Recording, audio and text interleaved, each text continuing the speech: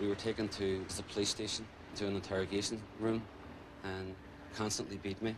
They threatened to kill me, put me in a car and dump me up where a lot of Catholics had been dumped by loyalist paramilitaries at this time. At this time, 1973, the loyalist organisations were killing Catholics, and what they were saying to me is that's what I was going to finish up with, up in a hill with a bullet in the head.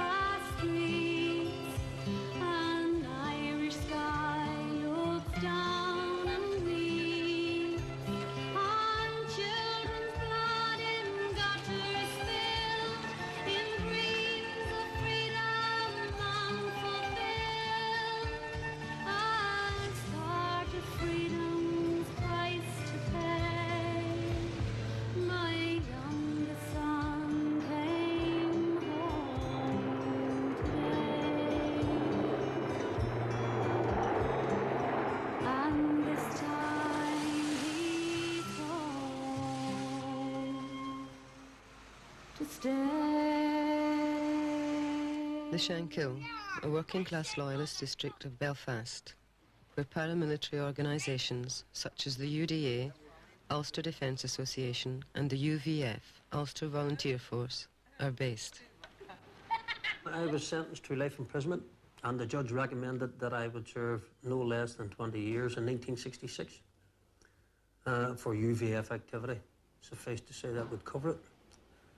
And I came out of prison on the 13th of December 1984, having served 18.5 years in prison. Gusty Spence, Well, I can former leader of the UVF. My aims were that I had been in the British Army for a considerable period of time, and I had taken an oath in the British Army to defend Her Majesty against enemies foreign and domestic. And the Irish Republican Army, in my estimation in those days, were domestic enemies, and I seen that oath as a continuation of my service. And that is why I joined the Ulster Volunteer Force, to ensure that Northern Ireland remained British. There has been a constant war since the plantation times. Irish nationalism has always manifested itself through protest of arms. And unfortunately, after all the looting and booting and shooting that has went on in Northern Ireland, unfortunately, they haven't wised up that it's not going to achieve anything. It's only dialogue will achieve progress in Northern Ireland.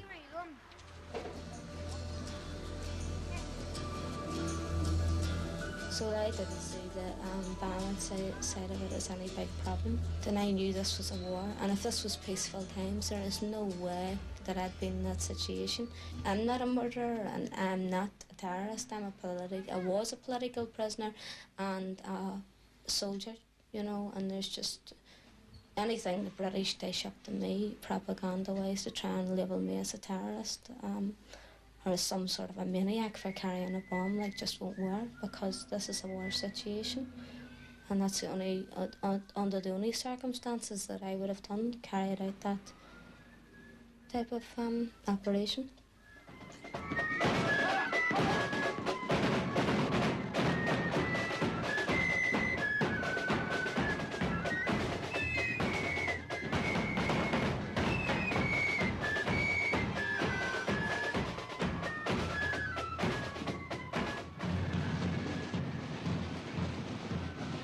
Every August throughout Northern Ireland, there are demonstrations to commemorate the events of August 9th, 1971. On that day, in dawn raids, hundreds of nationalists were arrested and interned, some for many years, without charge or trial. certain internees were tortured, which subsequently led the European Court of Human Rights in Strasbourg to condemn London for inflicting inhuman and degrading treatment on the prisoners.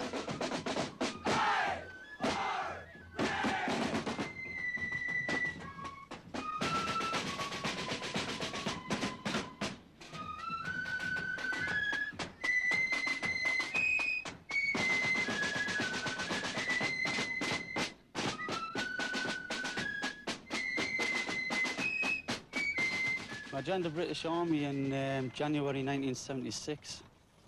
And I mean, the reason why I joined, I think, is the same reason as why many other people from this area join. To escape from the dole queues. There's nothing up here for many people. I've always said that there's three reasons why a lot of young lads join the army. One, because they want a career. Two, to escape from the dole queues. And three, because they've been taken in by the glossy magazines with promise travel abroad, Hong Kong and what have you. But I joined in 76, I came out in January 79. I was back on the dole after that. My exotic and wonderful countries was 6 weeks exercise in Kenya, 4 months on the streets of Belfast, and a week out in Edinburgh Castle. You know. Bobby Harker, a former British soldier from Newcastle in the north of England. On my father's side was pitmen, on my mother's side they were soldiers, and there's no pits, they've closed down the pits up here and everything. But the first thing that hits you when you arrive in Belfast is the atrocious, appalling conditions in which the Irish working class people have to put up with. And I mean, this is in Protestant areas such as the Shankill, as well as like on the Falls and the Ballymurphy and them areas. And that. We were told in training that you've got to keep your eyes open and you're looking up at windows and whatever, but sometimes when you walk in the streets, you're just looking around at these conditions, you know. So that was the first thing that hit me. Ballymurphy, a nationalist district of West Belfast. Unemployment, 80%. Well, on the 4th of November 1971, the paratroopers came into my district and with a lot of aggression and put everyone under house arrest. I'm the mother of 11 children. My youngest child was 5 years old at that time, which meant that 9 of my children, my husband and myself, were put into one room under house arrest with a soldier put in every doorway to make sure no one got in or out.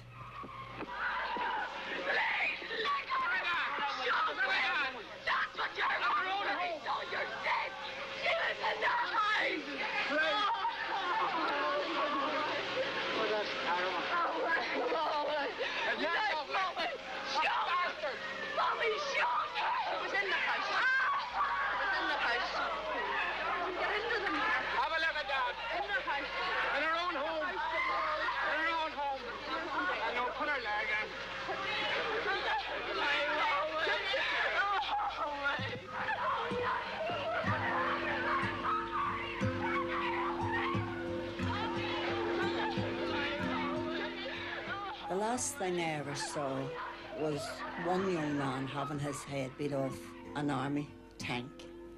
So when a paratrooper stepped right in front of my window and fired a rubber bullet directly into my face.